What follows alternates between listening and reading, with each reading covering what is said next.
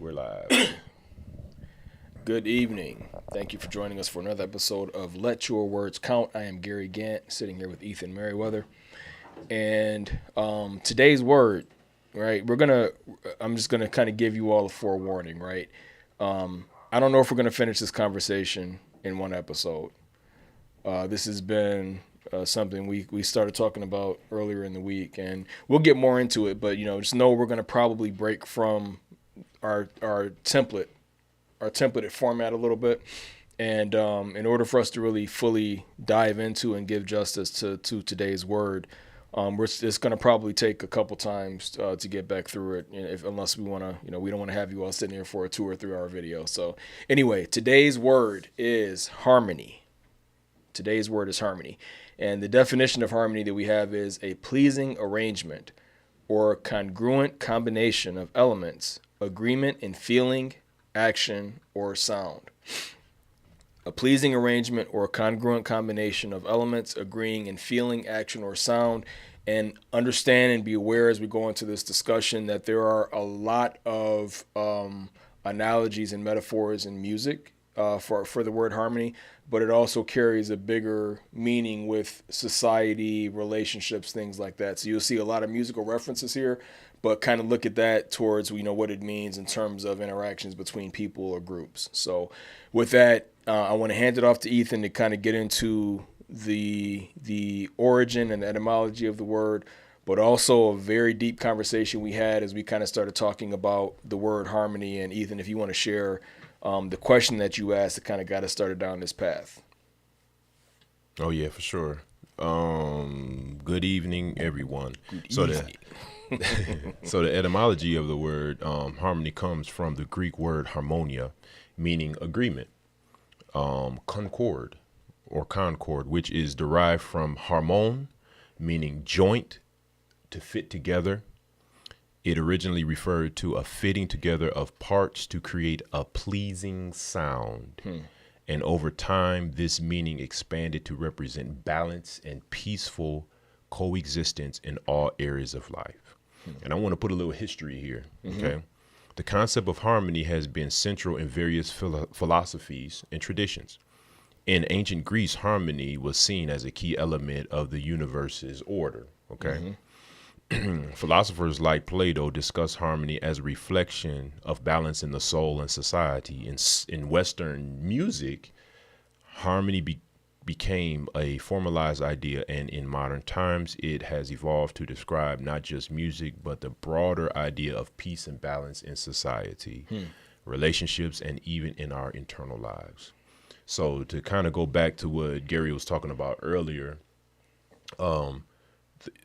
when I was playing a little bit of music, just fooling around, I thought of the word harmony, and I noticed that the word harm was inside that word, was a part of the word harmony, and I thought it was very interesting. So we did a little bit of research on that, and when we did the research on that, we looked up the word harm, and the harm is actually comes from a Germanic, Old English origin, which of course we know it means pain, it means harm, of course not harm, it means hurt, harm, or pain, or something along that line, where we've already expressed what the Greek term meaning of joint together or put together.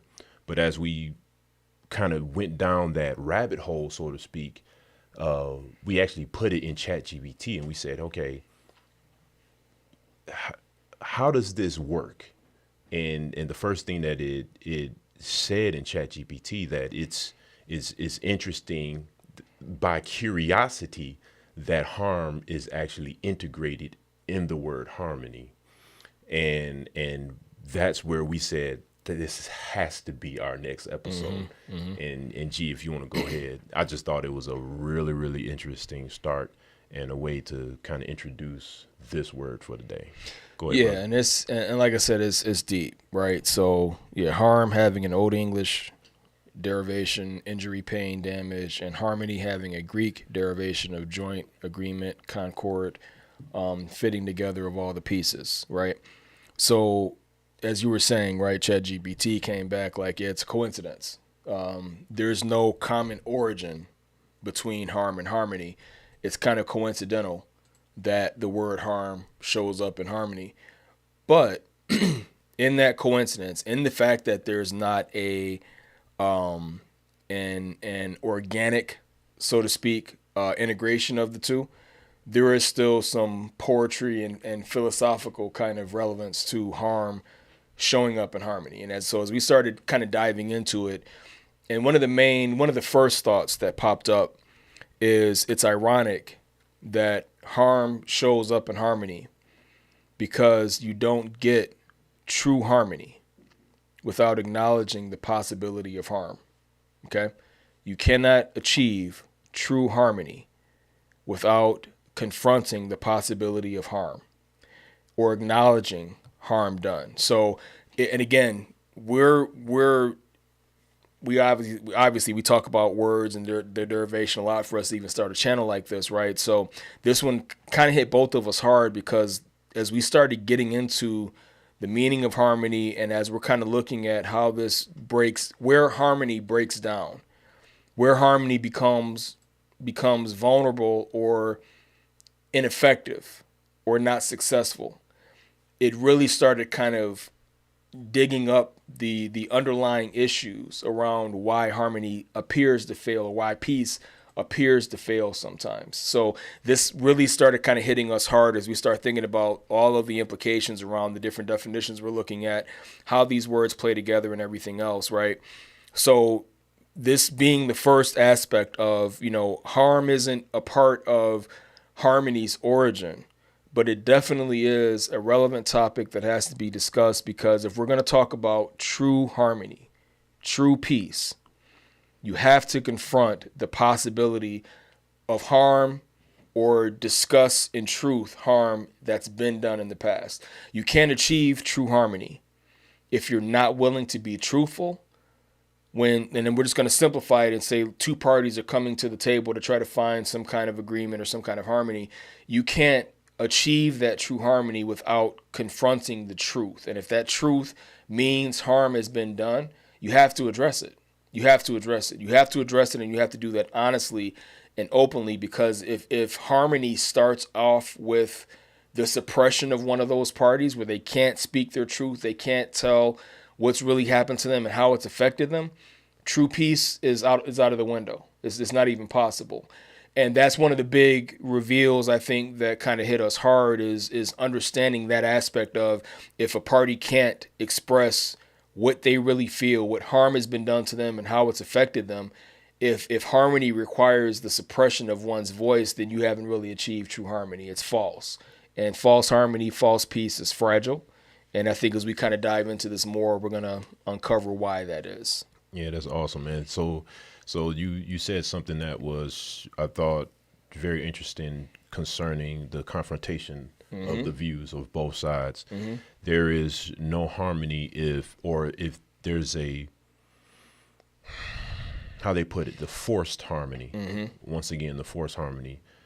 If something is forced in some type of way, how do you actually attain true harmony? And it's impossible. It's not possible. It's not possible. You can have an appearance of it, but it's not real. Absolutely. Right. 100%. 100%. And the thing is that's where honesty should set forth as an action if it even crossed your mind. Because a lot of times you wouldn't even know. I never even thought that false or forced harmony was such a thing. You know what I'm saying? That was one of the big revelations to me too. Forced harmony. And when during the research, it equated to false peace. Yes. When you talk about false peace, it's like, oh my God, like, am I really approaching this? Because when you bring those concepts together and you realize that, is peace a good thing? Absolutely. Right. Is harmony a good thing? Absolutely. Right. Right. But there is an element in the process if a side, even if it's one side, is false or manipulative, then there is no way that true harmony can exist. And I think you said that already. So I think it was another word that we had a couple of weeks ago was compromise. And when you look at compromise, it's a very, very complicated word. Can I jump in? Yeah, real yeah, quick? go ahead. Before you go to compromise, because that was another huge part of this study, right? But Then let's not go there yet, if you want to. no. It's just I want to bring up one point that you mentioned here a second ago, because again, there was a lot of big revelations to me as we started going through this study and kind of looking into this topic. But that was one of the big ones that you just mentioned, because I've always looked at it as, okay, you have peace, and looking at peace as simply the absence of violence or conflict is so short-sighted. And that's what I didn't realize I was looking at it wrong. If you look at peace as just, we have a period of the lack of conflict, the lack of violence, that means we have peace right now. And I've always looked at it in terms of, okay, you have peace when you have it. And sometimes peace just breaks down, fails, and you got to go back to the drawing board. Conflict starts again, and you're just trying to get to another period of having peace, like a period of time, almost like a ceasefire. Yeah. I didn't realize how much I looked at a ceasefire as true peace, and that's not the case. That temporary abatement, that temporary stopping of violence or conflict without having really got to the root of the problem means that conflict is for sure going to pop back up. So I hadn't been looking at peace as, looked at it as just any period of time that you have the absence of violence or conflict, you have peace. That's not real peace. Real peace means I come to the table with this other party and we acknowledge harm has been done or harm is currently being done. And unless we can come to the table and be honest about what that has been, we haven't even started the path to get to true peace or true harmony. We might have a ceasefire. We might have a temporary, we're going to stop because we've suffered losses or this is becoming expensive or whatever. But true peace is something that is lasting because you've got down to both parties are able to fully disclose where they're coming from, what's at stake. And I think another part of this, for it to be true and real, you hinted at this already, is both parties have to, and I'm simplifying in terms of like two parties, but you have to approach it with honesty. Yes. You have to approach it with honesty, because if you come in with ulterior motives, if you come to the table looking to exploit the other party, if you come to the table not placing equal value on the other party, there's no way true harmony is going to result from that.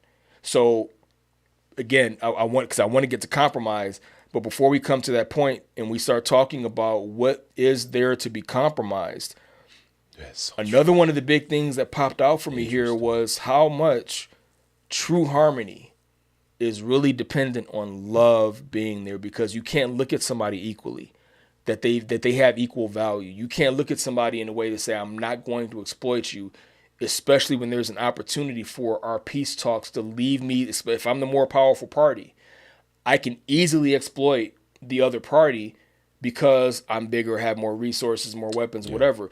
True love and a desire for lasting peace are big prerequisites for you to have true harmony and true peace. And again, I just hadn't pieced together all these other things that really have to go into it, and why what we think of as peace fail so often. Wow. Wow. No, I don't. Yeah, I think you're right. I don't think we need to go to compromise just yet, because compromise to me is containment sometimes. I love it. Yep.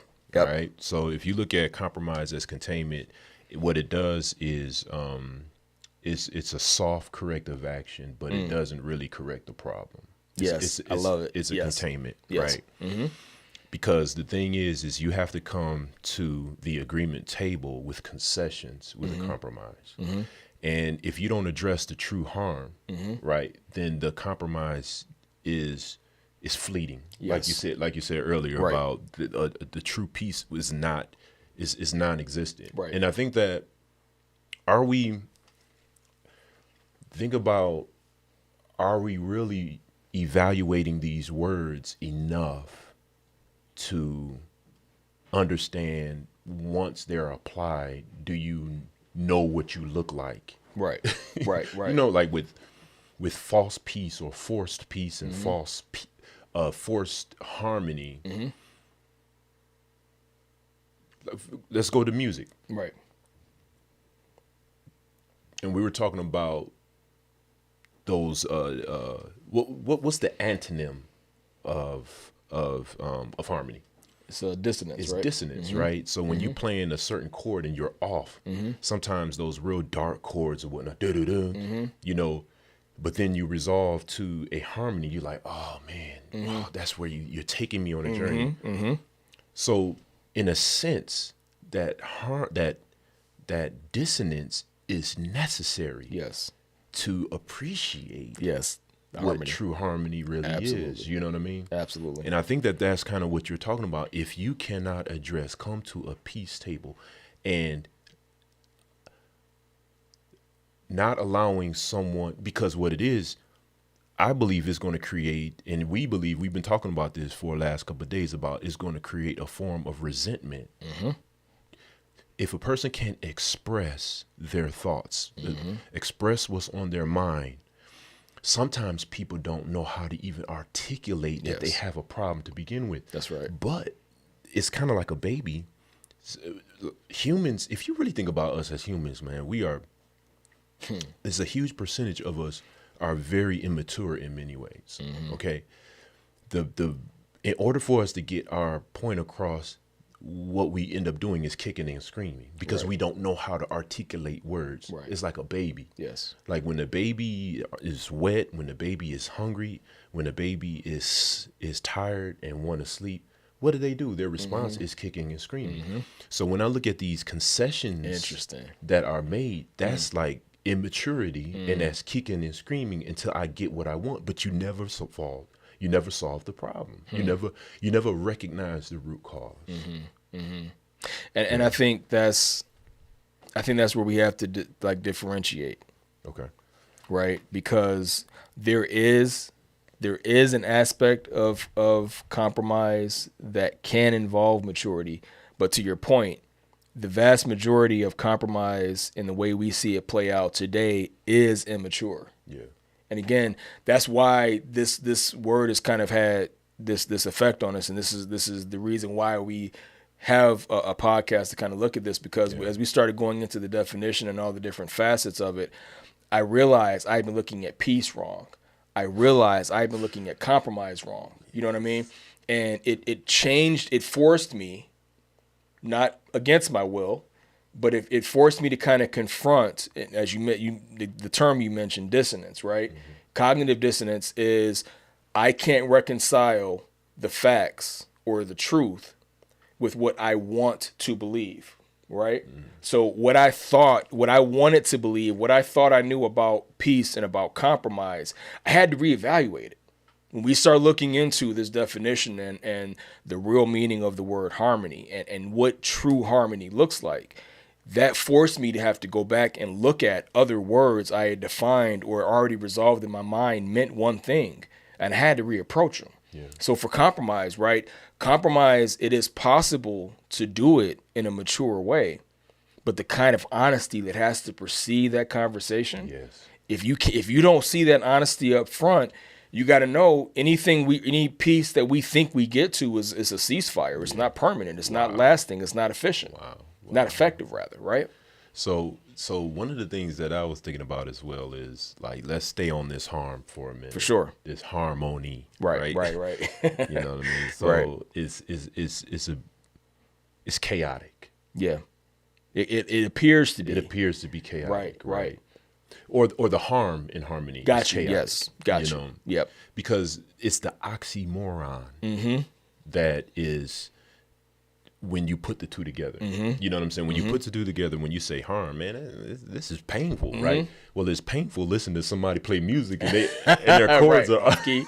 Exactly. That's painful. And that same way you flinch. Yeah. Feels It's the same thing. Yep. But you know, when you realize that when that person did that and he's able to recover, is recovery. You know what I'm saying? And then when you're able to bring, a lot of us don't know how to recover. Interesting. That's what I'm saying. It's like a lot of us don't know how to recover as humans, because that's where Okay, let me finish my thought. I'm A listening. lot of us don't know how to recover is because a lot of times we're self-serving. Yes, bro. You know what I'm saying?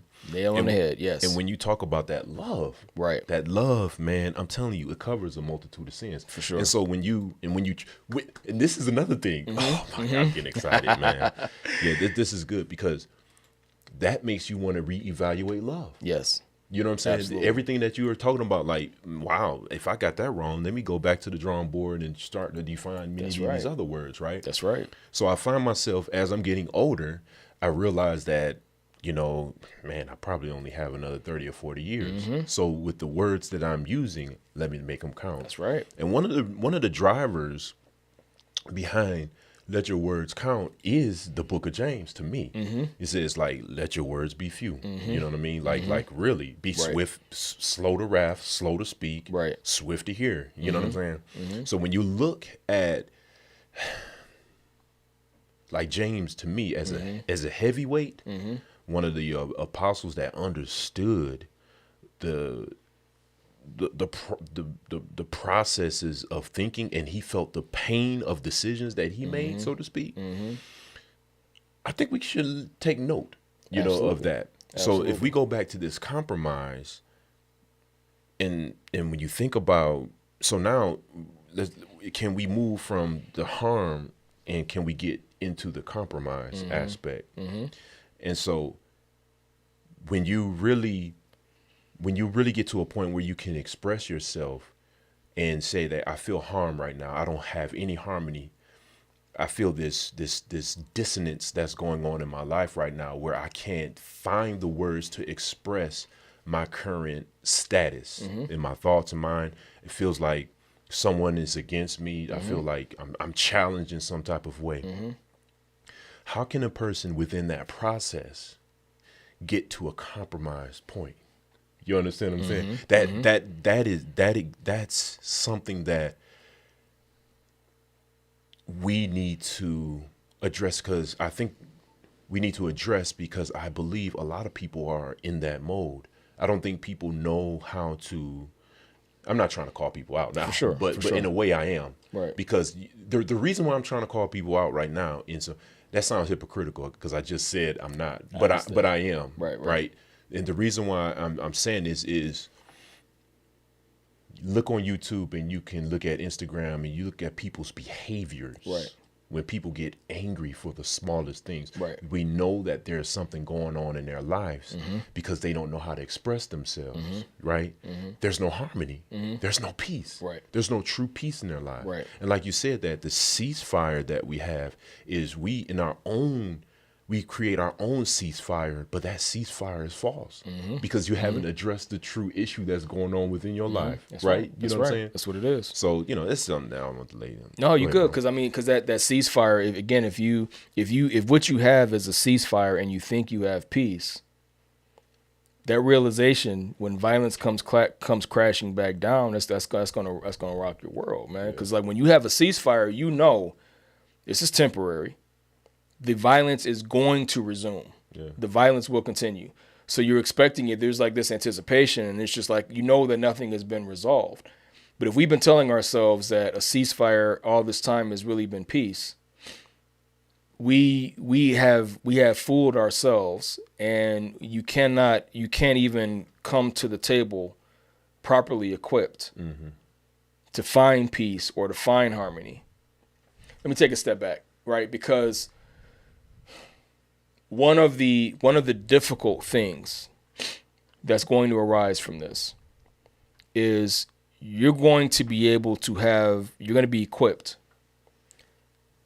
to ask the right questions and to know whether the party that's sitting across the table from you, is harmony even possible with that person? Is true harmony, true peace even possible with them? Because if it's a person who can't stop looking at ways they can benefit at the expense of other people. Right. If they can't acknowledge that their actions have caused harm to someone else. Wow. And if they can't acknowledge that the disagreement or the dissonance that exists between the two parties, that they are coming from different places. And one of the, I don't have it in front of me, I should have, but there was so much stuff we were coming across in the study. One of the important things, and I'm going to try to go at it from memory here, but it was saying like true harmony is not the absence of noise or disagreement. Like you said, it's the resolution of it. Yeah.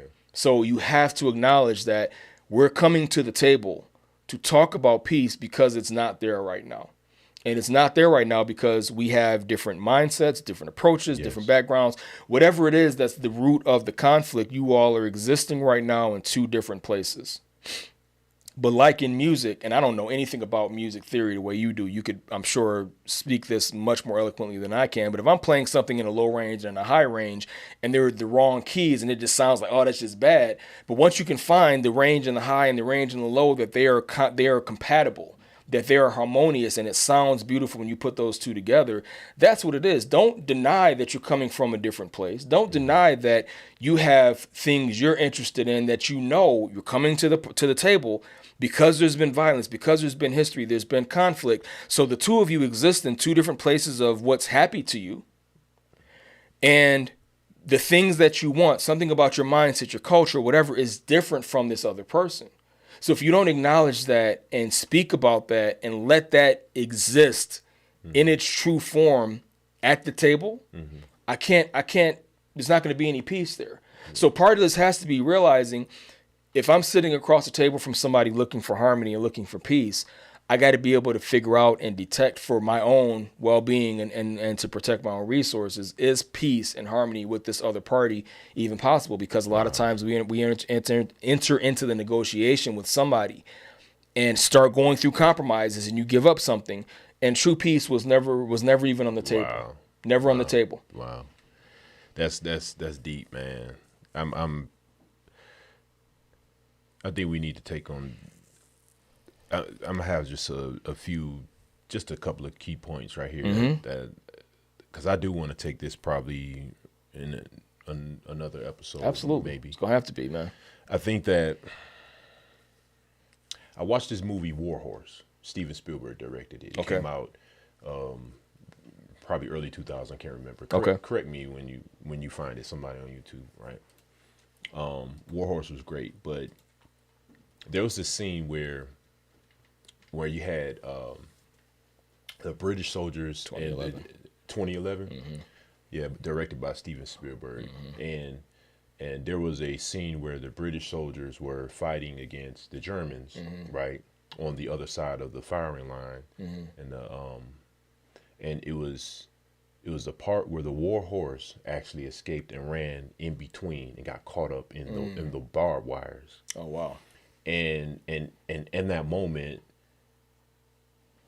all of the conflict went out the door because their care for that horse. Oh wow! Their care for that horse allowed them to come in agreement. Love it. At that one time. I love it. Because they saw something that was greater than their conflict.